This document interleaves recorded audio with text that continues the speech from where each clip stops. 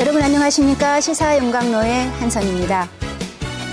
취임 100일을 맞이한 이재명 대통령이 기자회견을 통해 국정 전반에 대한 철학과 방향성을 이야기했습니다.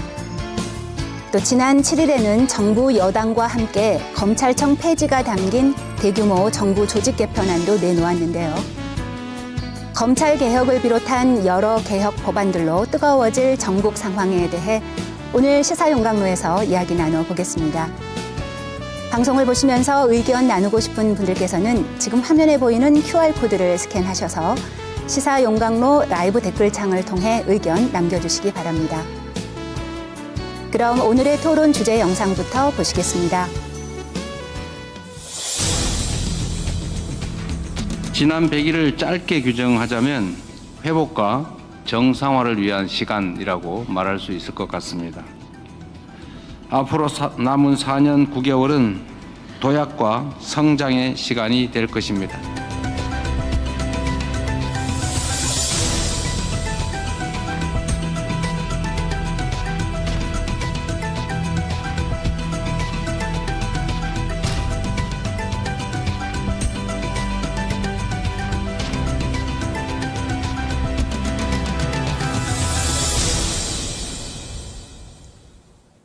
네, 오늘 토론을 함께해 주실 두 분 소개해 드리겠습니다. 양부남 민주당 국회의원 나오셨습니다. 예, 안녕하세요. 네, 서왕재인 조국혁신당 국회의원 나오셨습니다. 반갑습니다. 네, 두 분 어서 오십시오. 안녕하세요. 예, 반갑습니다. 네, 오늘은 뭐 전국 현안도 다루겠지만 두 분 모두 각 당의 광주 시당위원장 맡고 계시기 때문에 또 광주 지역 현안에 대해서도 잠깐 나눠보겠습니다. 오늘 뭐니 해도 이제 가장 중요한 거는 이재명 대통령의 취임 100일 기자회견이었을 텐데요. 두 분 다 보셨죠? 네. 예, 서왕진 의원님 어떻게 보셨습니까? 우선 대통령께서 아까 모두 말씀에서 하신 대로 첫 100일을 회복과 정상화의 시간이라고 규정을 하셨는데 그게 아주 정확하게 들어맞게 방향이나 또 특히 실행력 이런 측면에서 굉장히 좋은 출발을 보여주셨다 그렇게 생각이 들고요. 회복이라고 하는 측면에서는 사실은 윤석열 정부 이래로 민생 경제의 고통이 너무 심했지 않습니까? 민생회복지원금과 같은 어떤 획기적인 조치로 민생 경제를 회복시키고 또 코스피 지수가 3천을 올라서면서 계속 지금 상승세를 보이고 있는 것 이런 것들이 회복의 상징인 것 같고요. 정상화 측면에서는 국제사회에서 이제 한국이라는 나라가 좀 정상적으로 국제사회에서 역할을 한다라고 하는 어떤 신뢰 회복, 그다음에 내란이라고 하는 헌정 질서 자체가 굉장히 위협을 받은 부분에 대한 정상화를 진행할 수 있는 내란 특검, 또 남북도 상당히 갈등 상황이었는데 그래도 아직은 갈 길이 멀긴 합니다만은 여러 가지 선제적 조치로 좀 안정화를 꾀했다는 것 이런 부분들이 굉장한 실행력과 속도를 보여줬고. 또 오늘 토론을 보면서 굉장히 말씀이 많으셨잖아요. 하고 싶은 예정된 말씀이 시간을 많으신데. 훌쩍 넘어서. 네. 그런데 저는 오늘 뭐 100일 기자회견뿐만 아니라 타운홀 미팅 같은 걸 볼 때 대통령께서 국민들과 솔직하게 소통을 굉장히 잘하시는 점 이런 점도 국민들이 국정이 어떻게 흘러가고 대통령이 무슨 생각을 가지고 운영을 하는가를 잘 전달한다는 측면에서 여러 가지로 첫 100일은 저는 아주 효능감 있는 그런 100일이었다 이렇게 생각을 서 의원님 합니다. 갑자기 그게 궁금해진다면 몇 점 정도 주실 건가요? 그러면 저는 뭐 99점 드리겠습니다. 네, 너무 후한 점수를 주셔가지고 양 의원님께서 할 말이 없을 게 아닌가 싶은데 오늘 기자회견 어떻게 보셨습니까? 지금 이게 100일 기자회견이지 않습니까? 우리가 100일이 갖는 게 의미가 있어요. 사람도 100일 잔치 하지 않습니까? 왜 100일 잔치 합니까? 이해가 잘 커왔는지 앞으로 건강에 커서 훌륭한 인물이 될 것인지를 예측하는 게 100일 잔치였어요. 100일 잔치 때 뭘 짚을 것인가 하잖아요. 맞아요. 네. 그런 것처럼 100일 의미가 있는데 이번에 100일 기자회견을 보니까 국민 주권 정부가 건강에 잘한 것 같아요. 앞으로 큰 인물이 될 것 같습니다. 정말 이번 기자회견을 통해서 이재명 대통령께서 준비된 대통령이라는 것을 여실히 보여줬습니다. 그리고 약속대로를 하지 않았지 않습니까? 네네. 이거 실력과 자신감과 소통의 의지가 없어 할 수 없는 것입니다. 이걸 했다는 점에서 준비된 대통령 모습을 보였고 진정성과 실력을 겸비했다는 것을 여실히 보여줬어요. 디테일한 부분에 있어서는 가장 먼저 정치에 있어서는 우리 사회 정치가 실종됐지 않습니까? 대화 타협이 실종됐는데 이걸 복원시켰죠. 취임하자마자 여야 대표를 만나 식사도 했고 또한 최근에도 야당 대표를 만났고 경제 분야에 있어서는 민생 추경 2차 예산하고 소비 쿠폰을 함으로써 경제를 살리고 소비 심리가 7년 7개월 최고로 올랐다는 거 아닙니까? 또 하나는 코스피도 최고로 올랐고 장중 최고치를 올렸다고 그래요. 그리고 외교에 있어서는 통상 분야에 있어서는 미국과 관세에 있어서 이걸 무난히 잘 좀 대응하고 있고 외교에서 가장 까다롭다는 트럼프로부터 좋은 관계를 맺을 만큼 외교를 잘했다. 한일 관계에 있어서도 이재명 대통령이 취임하기 전에는 한일 관계가 경색될 것이라고 마치 예측을 했죠. 네네. 그렇지만은 국가와 국가가 약속한 것을 지켜야 된다는 대전제를 명제로 삼음으로써 어떤 한일 관계도 예상보다 훨씬 좋은 관계를 했죠. 그리고 군사 분야에 있어서도 대북 방송, 확성기, 그래서 대남 방송 다짐으로써 적병지대 주민들이 편안히 잠잘 수 있는 걸 만들었지 않습니까? 네. 사회 분야에 있어서도 우리가 노사정, 한 번도 민노총이 몇 년간 그 테이블에 올라오지 않았습니다. 한노총 올라오더니 이번에 몇 년 만에 민노총과 한노총, 노사정이 한 테이블 안 될 수 있도록 그걸 만들었다는 점에서 그러니까 양대 노총이 모두 참여하는 그렇죠. 노사정을 했다. 네. 굉장히 사회 문화에 있어서도 대변혁을 가졌다 생각이 드는데 우리 서왕인 의원께서 아까 몇 점 줬죠? 99점. 99점. 이것도 100점 줄 수도 없고. 그러면 이렇게 여쭤볼게요. 오늘 기자회견 중에 가장 주목했던 발언 있으신가요? 그 방금 말씀하신 것처럼 딱 요약을 했죠. 지금 100일은 회복과 정상화다. 앞으로는 도약과 성장. 이게 이제 모든 것을 응축돼 있는 아주 표현을 잘하셨다는 생각이 듭니다. 네, 아마 이제 두 분의 그런 평가가 국정 지지도에서도 네. 드러나지 않나 싶은데요. 지금 사실 저는 취임 100일 해서 굉장히 많은 일을 했는데 아직 100일밖에 안 됐나 싶은 게 또 놀랍기도 했습니다. 최근 여러 언론에서 국정 지지도 조사가 나왔는데요. 직무수행 평가를 보면 역대 대통령, 그러니까 100일 기준으로 봤을 때 역대 대통령 중 3위를 차지한 것으로 나와요. 지금 저희가 준비한 화면이 있는데요. 이 행보, 100일간의 행보를 보시면서 어떻게 보고 계시는지 먼저 이번에는 서항진 의원님께 한번 여쭤볼까요? 예, 뭐 저희가 보기에도 사실은 처음에 굉장히 어려운 상황에서 출발했지 않습니까? 그리고 인수위도 없는 상태에서 출발을 했기 때문에 특히 인사 과정이나 이런 부분들이 굉장히 힘들었습니다, 사실은.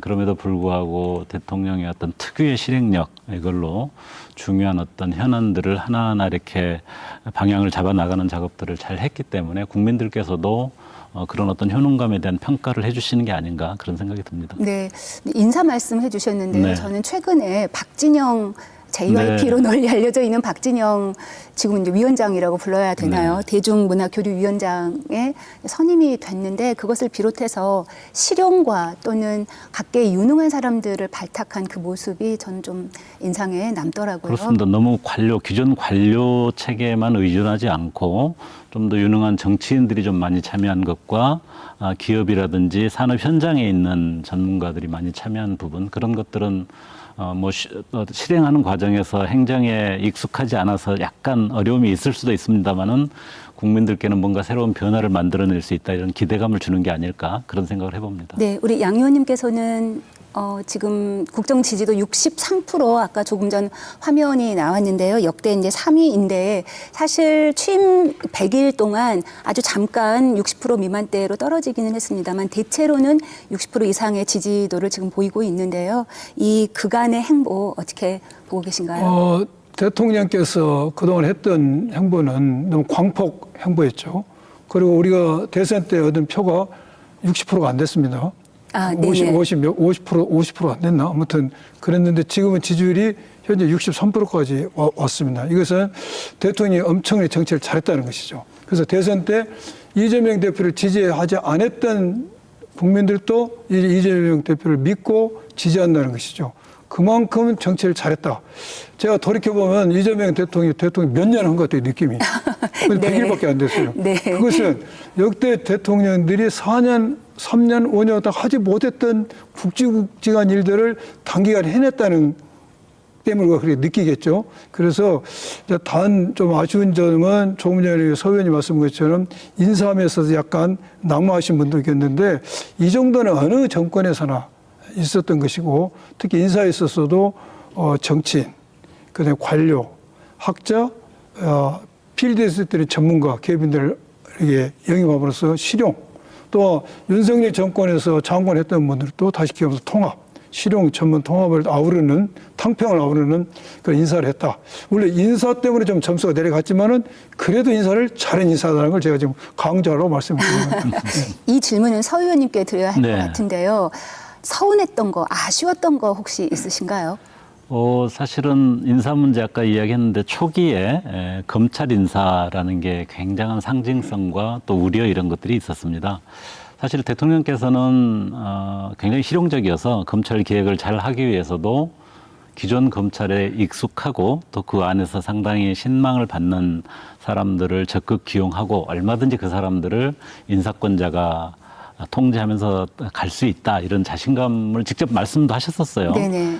그러나 밖에서 볼 때는 검찰에 대해서 국민들이 그동안 겪어온 그 우려, 또 검찰이 언제든지 돌변해서 또 칼을 들고 나오는 그런 행태들을 많이 봐왔기 때문에 너무 그 점에 대해서 낙관적으로 또 편안하게 생각하시는 건 아닌가 하는 우려가 있었고, 그 검찰 인사 속에서 과거 검찰 개혁에 대해서 조금 부정적이었거나 또는 윤석열 체제에서 굉장히 승승장구하던 사람들이 상당히 섞여 있으면서 검찰 개혁이 혹시 잘못 가는 것 아닌가 이런 우려 때문에 이번에 검찰 개혁 논쟁 과정에서도 법무부의 중수청을 두는 문제에 대한 그렇게 우려가 많이 제기되는 원인 중에 하나가 그거에 따른 점에서 초기에는 조금 아쉽기도 하고 걱정이 있었습니다. 검찰 개혁 문제는 오늘도 잠시 후에 다시 좀 네. 다뤄볼 텐데요.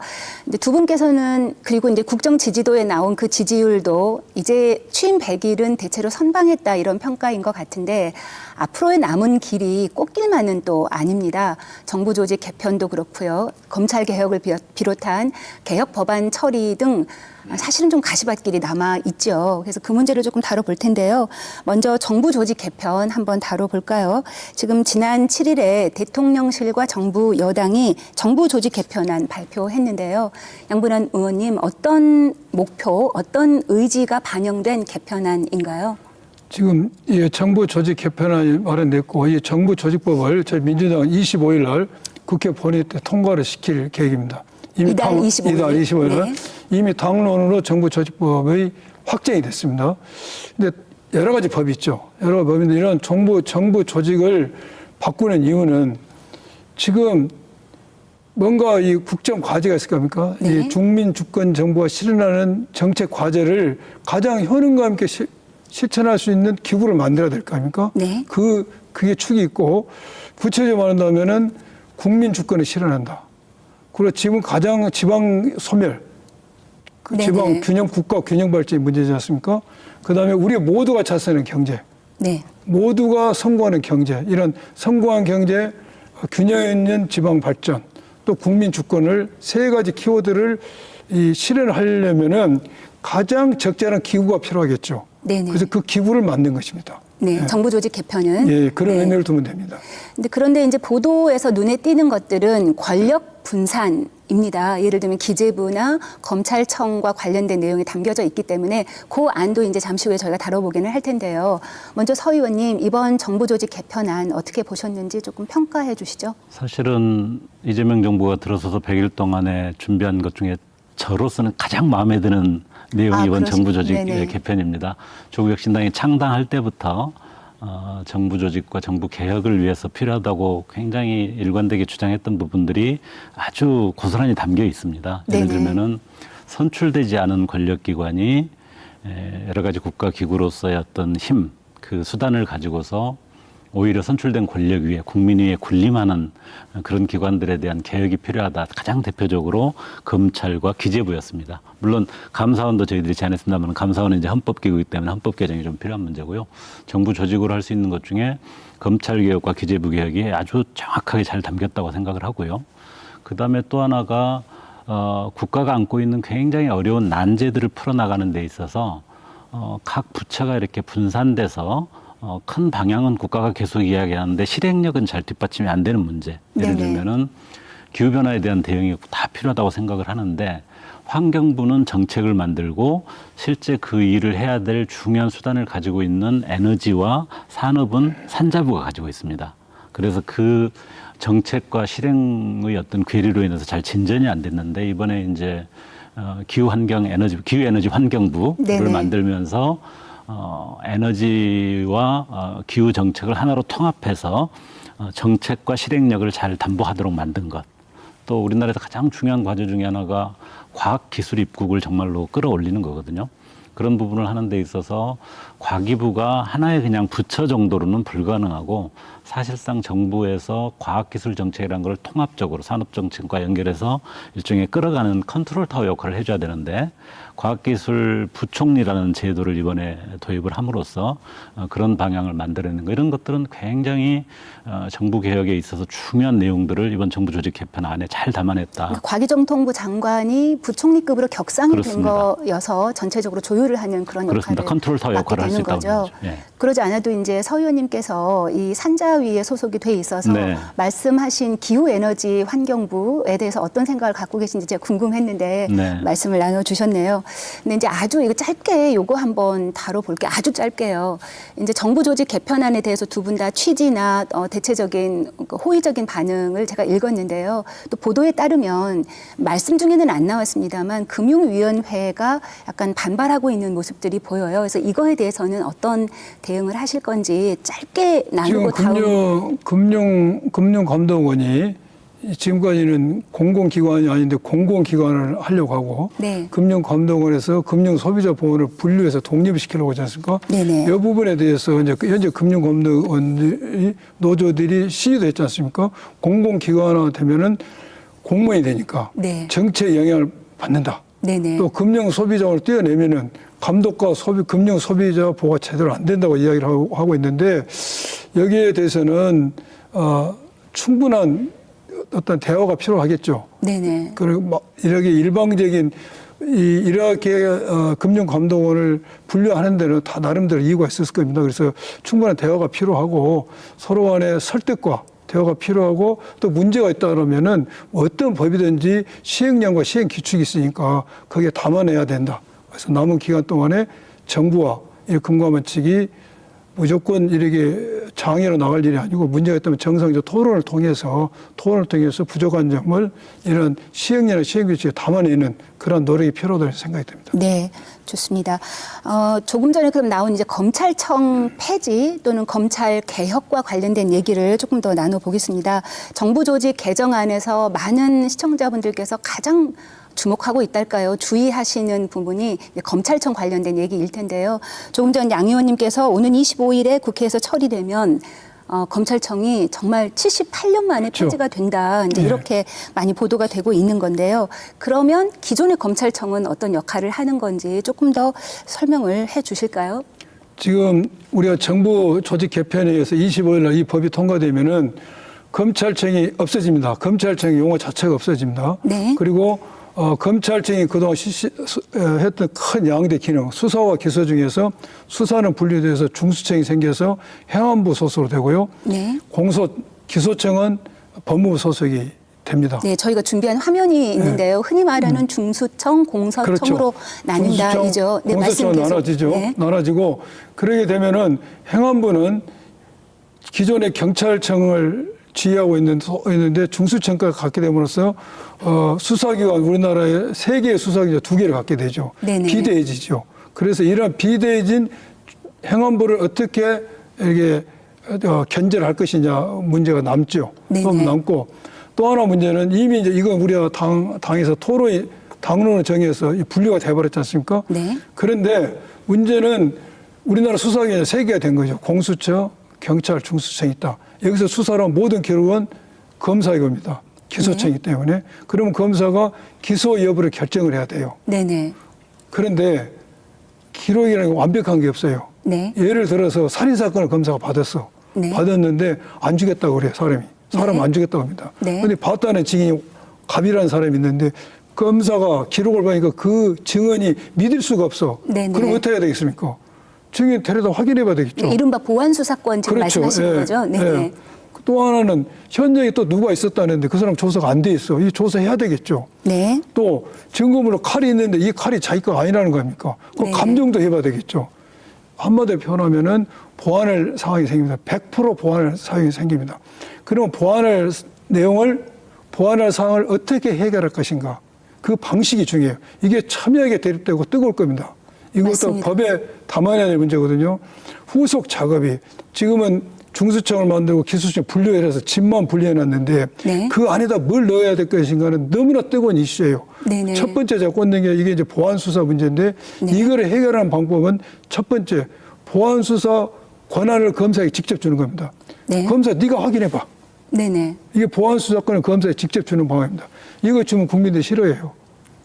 검사 수사하지 말아 했는데 또 수사한다고? 네. 물론 원 사건에 한해서 하지만은 반대하고. 두 번째는 그래 이 보안 수사 내용을 경찰 네가 해와 지휘를 하는 겁니다. 네네. 지휘를 하면 지휘를 받는 사람이 응할 의무가 생긴 거죠. 네. 이것도 별로 국민이 동의 안 해. 지휘를 보안 시키는. 수사권을 주느냐 마느냐도 민감하지만 어떤 방식으로 주느냐에 그렇죠. 대해서도 아니, 지금 대단히 보안 수사를 보완할 내용을 해결하는 데서 첫 번째는 검사에 보안 수사권을 주는 거. 네. 그 다음에 보안 수사 지휘권 단계별로 이야기한 겁니다. 네네. 경우 중 하나.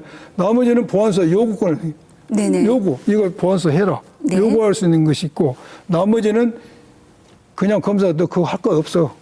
그냥 부족하면 부족한 대로 죄 안 된다고 증거되면 기소 이렇게 네 단계 나눠서 여기서 보안 수사권을 아예 안 주는 것부터 시작해서 아예 주는 것부터 네네. 지휘권을 주는 거, 요구권이 아예 안 주는 거, 네 단계가 있는데 이것은 우리가 사회적 합의가 필요하고 네. 첨예하게 대립이 될 겁니다. 이 문제에 있어서 네. 이거 굉장히 뜨거운 감자입니다. 네. 이게 가장 중요하고요. 두 번째는 행안부가 비대해진다고 그러지 않습니까? 네. 또 공수처도 있으면 1차 수사관이 수사하는 것을 어떻게 사법적으로 잘 통제를 해서 진실을 발견하도록 하고 국민의 인권을 보호할 것인가 이걸 누가 담당할 것인가 이 문제가 남습니다. 네네. 또 하나는 현재 검사가 가지고 있는 사건들 있죠. 이것을 어떻게 정리할 것인가. 네네. 또 고등검찰청에서는 항고 사건을 했어요. 네. 내가 고소했는데 사건이 마음대로 안 되면 항고하죠. 네. 이 많은 항고 사건을 어디로 보낼 것인가 또 문제가 남습니다. 그래서 이런 뜨거운 문제가 있게 되고 그래서 유예 기간이 1년이 잡았지 네. 않습니까?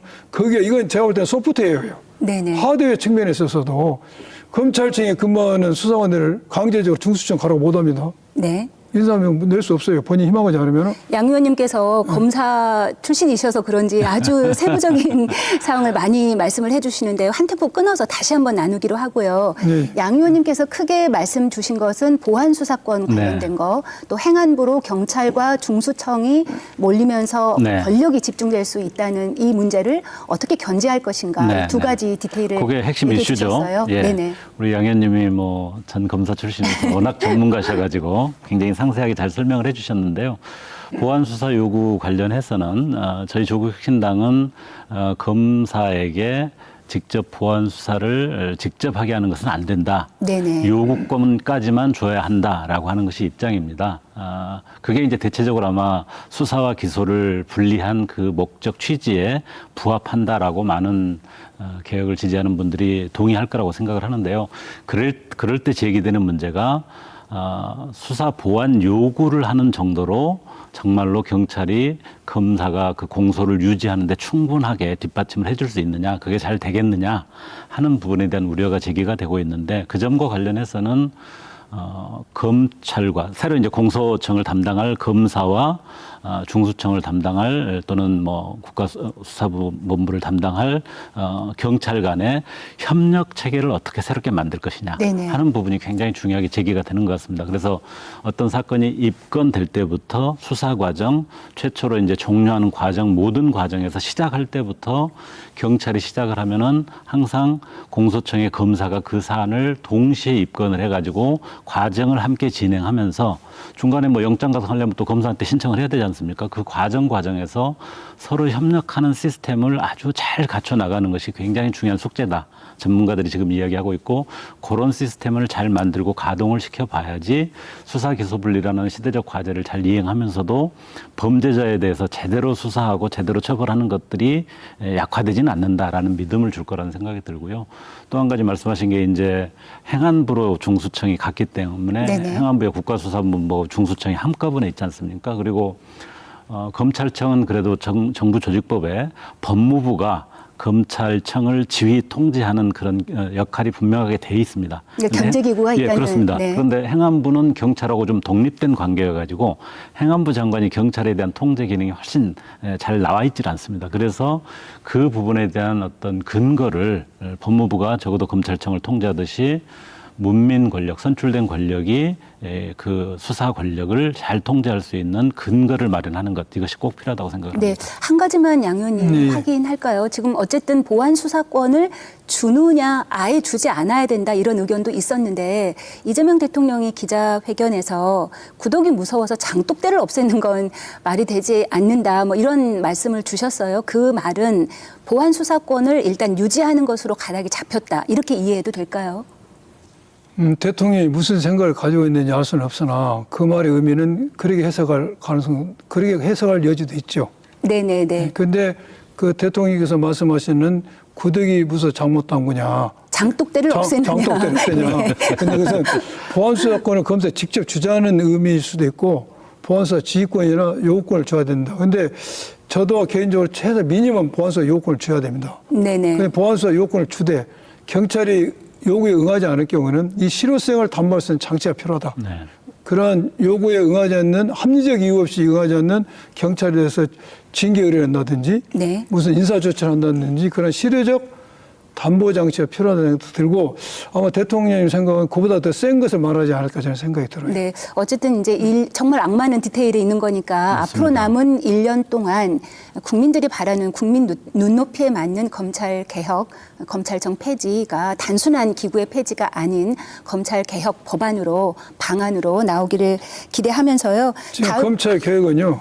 네, 우리가 짧게 얘기하고 다른 얘기로 넘어. 네, 두 국민의 이익을 우리가 충족시켜야 됩니다. 네네. 한 국민은 빛의 혁명을 이룩한 국민의 바람입니다. 네, 또 하나의 국민은 사건의 당사가 된 국민의 수사 절차에서 권리 보호입니다.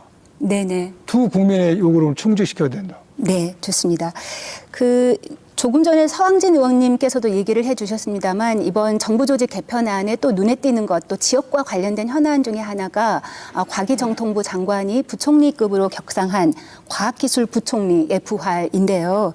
지금 어떤 목표와 역할을 하게 될지 양 의원님 좀 설명을 들어볼까요?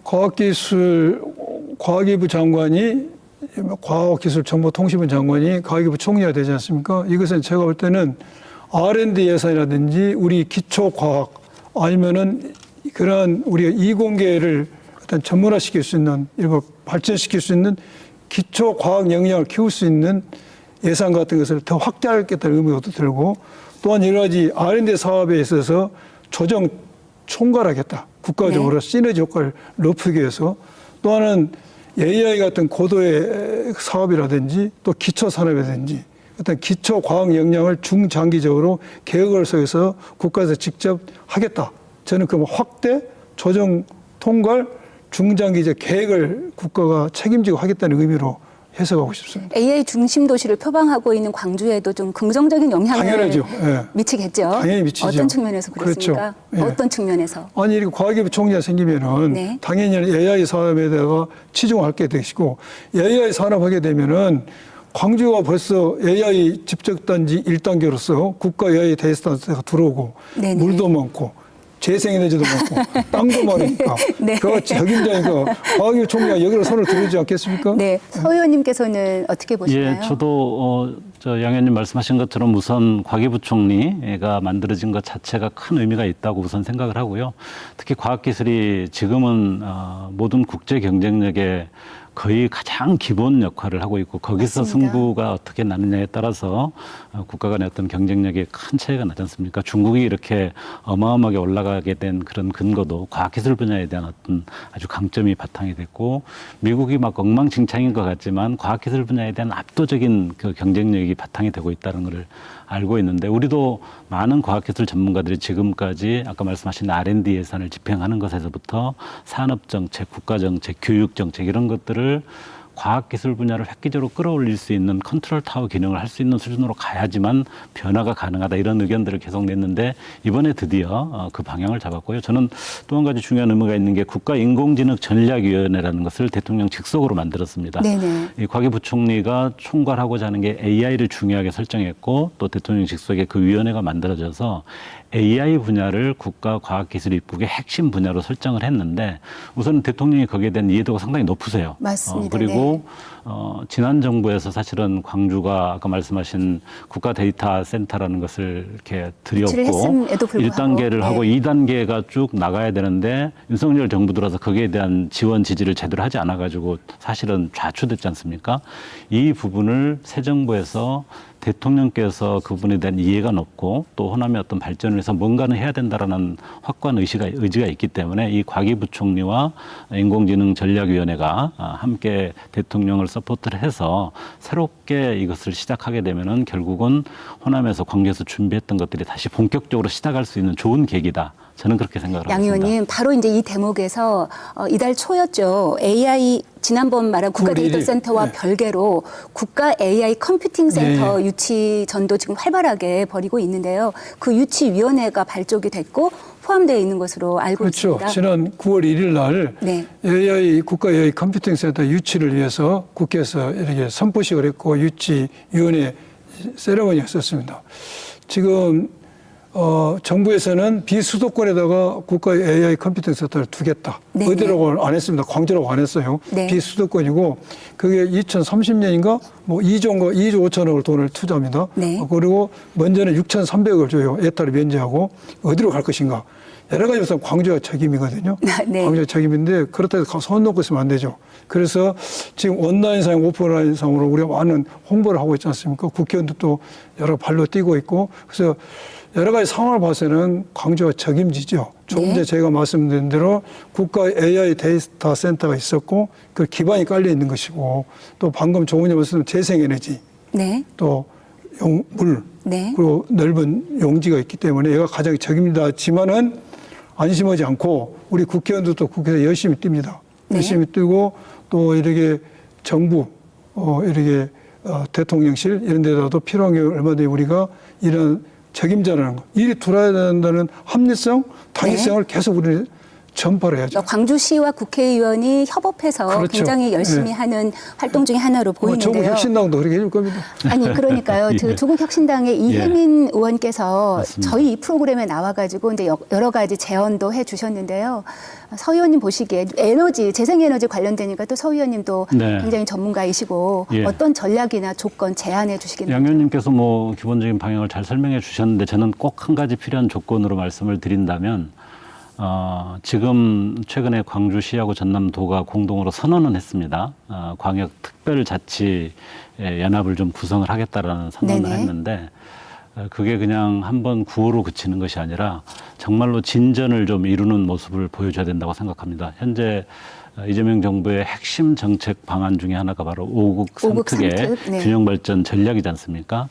그거를 진행하려면 그 5국에 해당되는 그 가능성을 구체적으로 보여주고 그런 걸 선도하고 우리가 책임 있게 가져갈 수 있다라는 것을 광주 전남이 저는 보여줘야 된다고 생각합니다. 어쨌든 네. 다행히 두 자치단체장께서 그 선언을 하셨기 때문에 이미 충청권은 그런 광역연합이라는 것을 가시화시켰거든요. 광주 전남이 그걸 못할 이유가 없습니다. 네. 책임 있게 그걸 통해서 5국 3특의 균형성장 발전 전략을 광주 전남이 선도적으로 책임 있게 끌어가겠다. 네. 이것을 보여준다고 한다면 저는 대통령은 상당히 마음속에 네. 의지가 있으시지 않나 저는 그렇게 생각을 합니다. 그러니까 국가 컴퓨팅 센터와 그 특자체라고 말할 수 있는 광주 전남 연합이 예. 결합할 수 있는 그렇습니다. 지점은 재생에너지 관련돼서 그렇습니다. 제가 그 말씀을 드린 것은 이미 광주에 있는 국가 데이터 센터와 인공지능 그 전략 산업이 굉장히 준비가 많이 돼 있고 전남에 있는 이 무한한 에너지 이 두 개를 연결시킬 수 있다는 가능성을 이 광역연합체를 통해서 두 광역 도시가 광역 정부가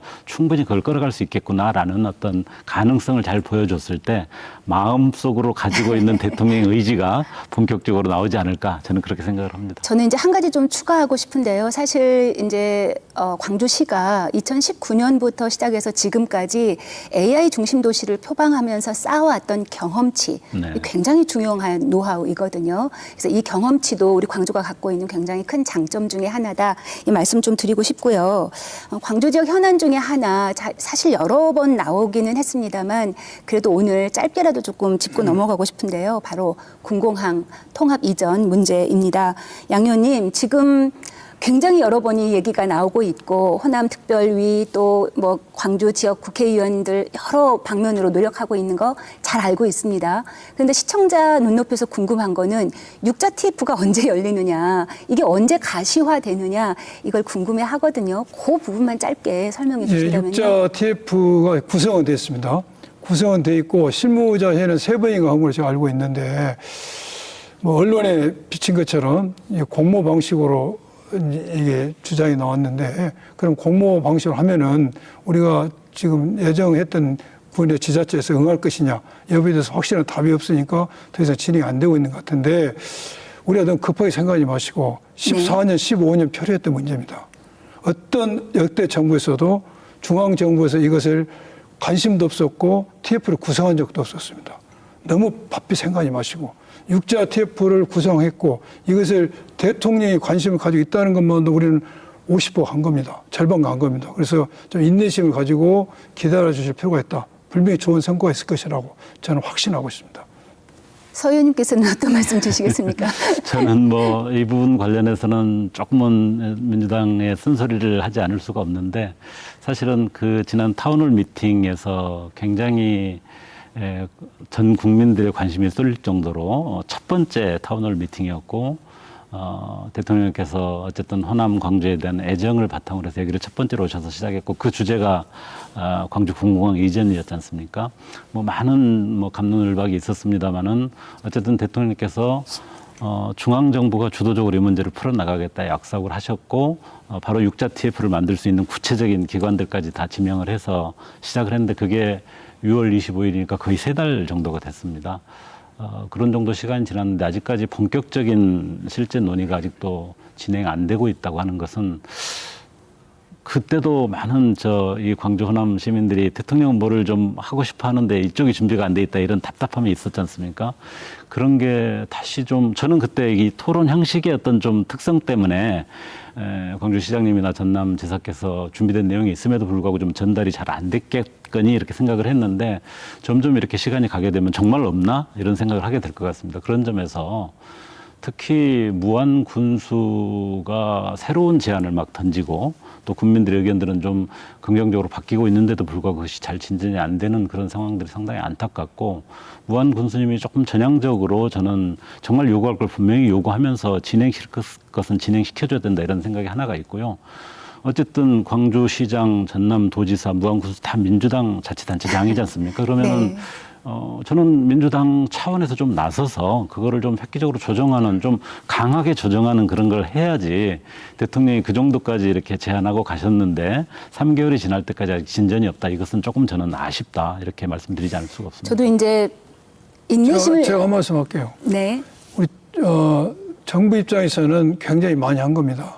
네. 이게 사업의 형식이 기부대 양해식이에요. 네. 기부대 양해식이고 이걸 받을 지자체에서 안 하겠다면 할 수 방법이 없는 겁니다. 네. 그런데 대통령께서 직접 나와서 하겠다고 이 정도 나왔으면은 진일보한 것이고 그러면 지자체에서 같이 가야죠. 네.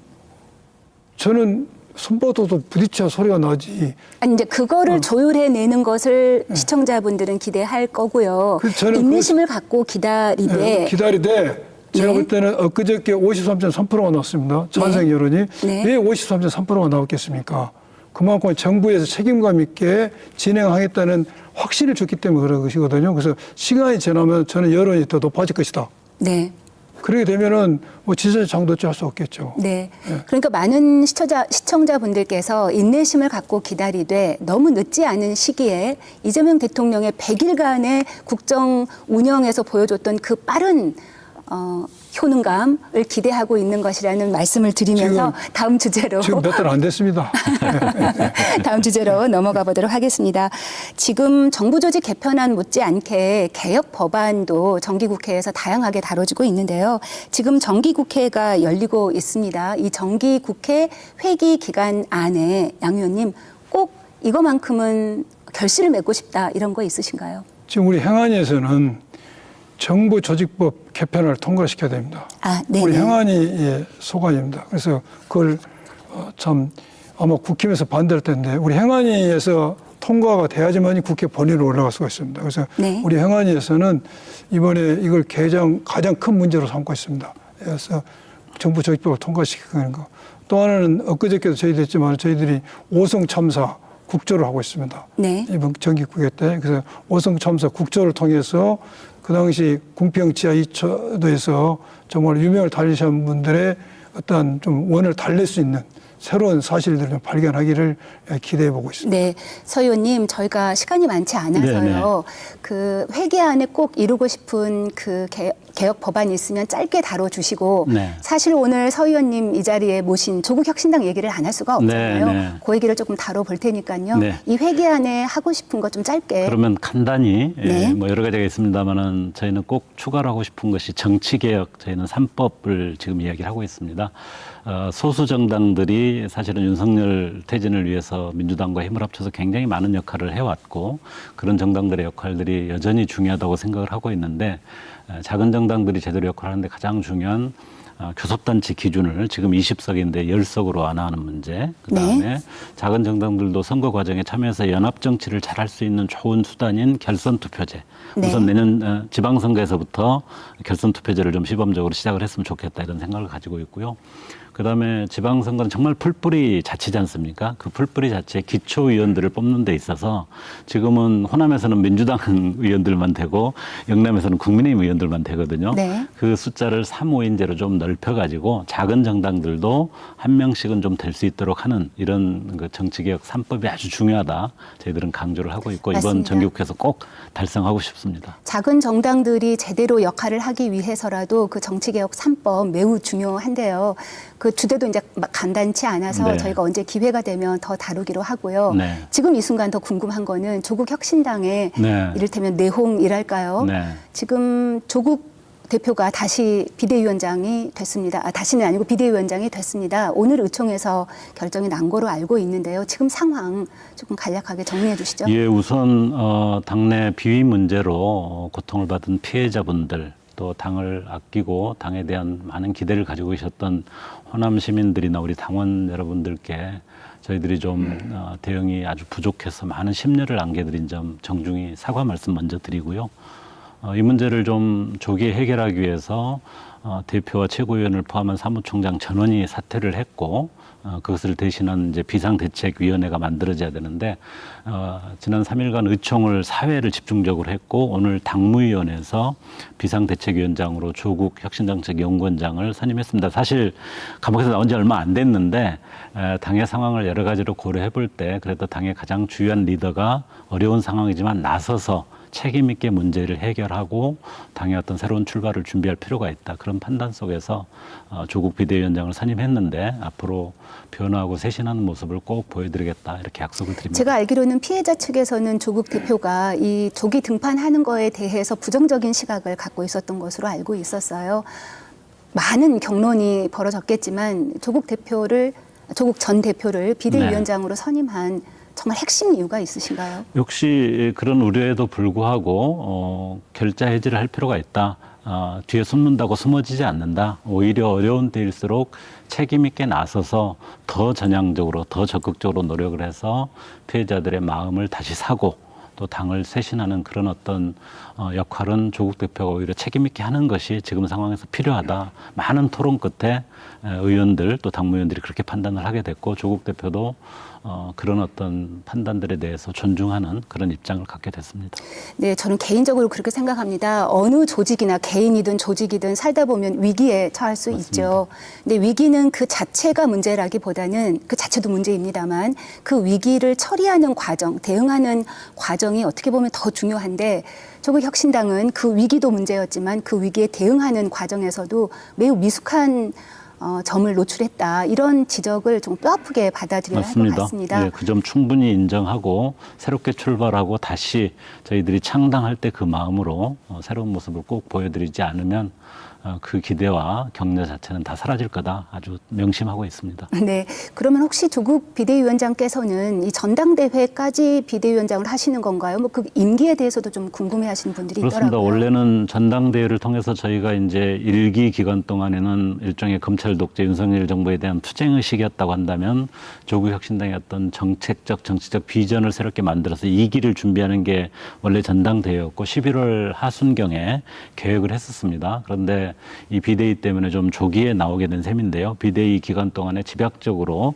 쇄신 방안을 만들고 바로 전당대회를 통해서 새롭게 만들어진 지도부가 그 쇄신안들을 실행하는 그런 과정으로 갈 거라고 보고 있고요. 조국 비대위원장이 그런 역할을 좀 연속적으로 진행할 거로 기대를 하고 있습니다. 네, 모쪼록 제2창당의 그 정신을 되살려서 작은 정당들이 제 목소리를 낼 수 있는 그런 기반을 다시 한번 다지기를 바라고요. 저희가 이제 시간이 많지 않으니까 두 분께 한 30초 정도씩만 드릴게요. 좀 빠르기는 합니다만 내년 지방선거가 다가왔습니다. 어떤 자세로 임하실지 당의 광주시당 위원장이시니까 저희 광주시당에서는 내년 지방선거에 압승을 목표로 네. 압승을 목표로 많은 노력하고 있습니다. 그 일환으로 지방선거 기획단을 지금 출발시키고 있습니다. 네.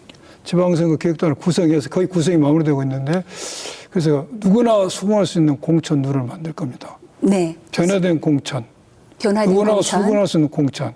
그래서 모든 의석을 차지하는 압승을 목표로 하고 있습니다. 조국 혁신당은 어떤가요? 한 예, 30초. 네. 예, 저희는 뭐 우선 당을 잘 정비하고 추스리는 것이 우선 과제가 되었고요. 그럼에도 불구하고 내년 지방선거가 너무 중요하다고 생각을 하고 있습니다. 원래 가졌던 것처럼 호남 지역에서는 민주당하고 건강한 혁신 경쟁을 한다 이렇게 기본적으로 생각을 하고 있는데요. 저희 역량 자체가 뭐 제한적이기 때문에 특히 풀뿌리에서 젊은 혁신 인재들을 잘 발굴해서 요소에서 풀뿌리 현장 정치를 잘 할 수 있는 그런 기반을 쌓는 것부터 시작을 하겠다 이렇게 생각을 하고 있습니다. 네, 시민들이 바라는 것은 민주당과 조국 혁신당이 선의의 경쟁을 벌여서 정치를 더 좋게, 더 효능감을 느끼는 그런 광주 지역사회가 또 전남 지역사회가 되기를 바랄 것 같습니다. 정기 국회는 열린 지 보름도 안 됐지만 초반부터 쟁점 현안들로 부딪히고 있는데요. 힘겨루기만 하다 마칠 것이 아니라 뜨거운 논쟁을 거쳐서 부디 대한민국의 균형을 바로잡아주기를 바라봅니다. 오늘 시사연강로는 여기까지입니다. 시청해주신 여러분 고맙습니다. 함께해주신 두 분도 고맙습니다. 예, 감사합니다.